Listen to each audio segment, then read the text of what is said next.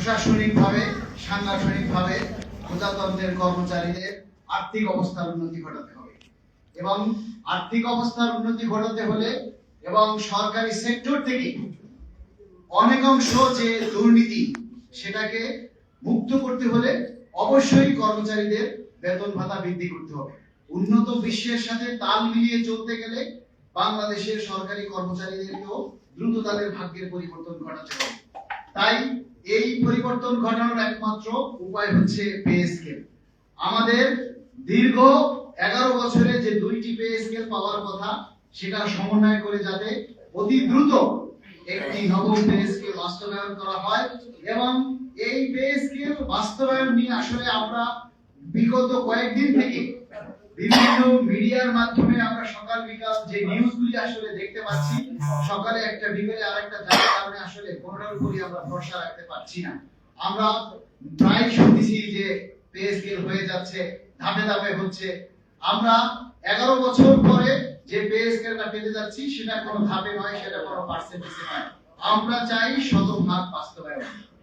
আমরা এই শতভাগ বাস্তবায়নের জন্য আমরা সরকারের কাছে আমরা অনুরোধ জানাচ্ছি, এর জন্য প্রয়োজনে সরকারি কর্মচারীদেরকে আয়করের আওতায় নিয়ে আসুন।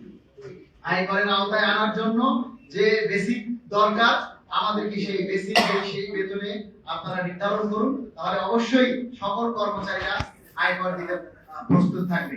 এবং আমরা চাই এই যে আসন্ন ঈদুল আজহা আসছে, সেই ঈদুল আজহার আগেই আমরা সরকারের কাছ থেকে একটা স্পষ্ট ঘোষণা চাই পে স্কেল বাস্তবায়ন নিয়ে, যাতে প্রজাতন্ত্রের কর্মচারীদের মধ্যে একটি স্বস্তি ফিরে আসে।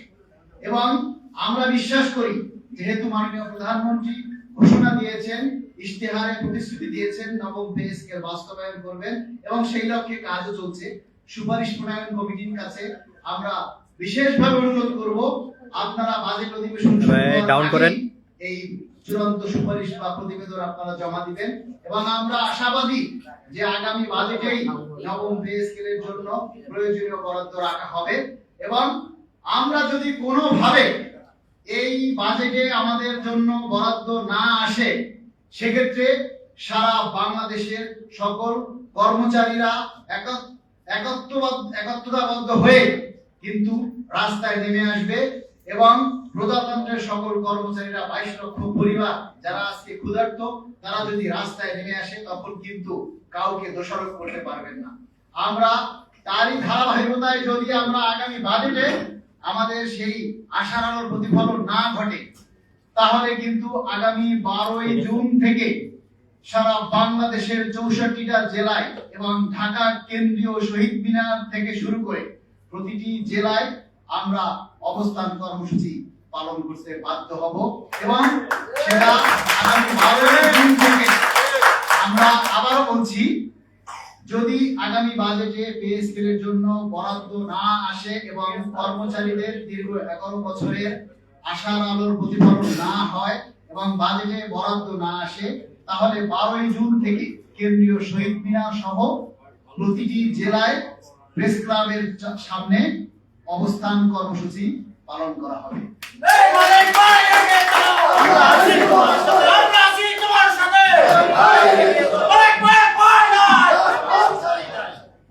আরেকটা কথা বলতে চাই, এই যে বাংলাদেশ সরকারি কর্মকর্তা কর্মচারী কল্যাণ সমিতি, এটা শুধু এই পে স্কেলের আন্দোলনের মধ্যেই সীমাবদ্ধ নয়।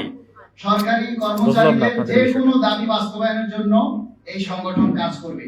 সেই লক্ষ্যে আমরা 64টা জেলাতেই এই সংগঠনের শাখা কমিটি গঠন করার জন্য আমরা যারা নেতৃবৃন্দ আছেন তাদের সবাইকে আমরা অনুরোধ করছি, এই সংগঠনের হাতকে শক্তিশালী করার জন্য আপনারা প্রতিটি জেলায় এবং বিভাগীয় শহরে এবং অচিরেই ঢাকা মহানগরে আমাদের শাখা কমিটি গঠন করা হবে।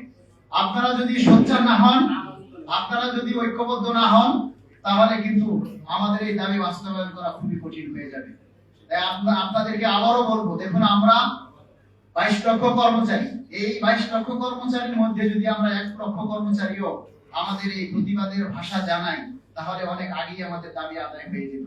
আমরা অনেক অলস, আমরা সবাই ঘরে বসে ফ্রিতে সবকিছু পেতে চাই, কিন্তু আজকাল ফ্রিতে বাচ্চার মা তাকে দুধ দেয় না যদি না কান্না করে। তাই না? ও কান্নাটাই হচ্ছে বাচ্চার মায়ের কাছে মূল্য।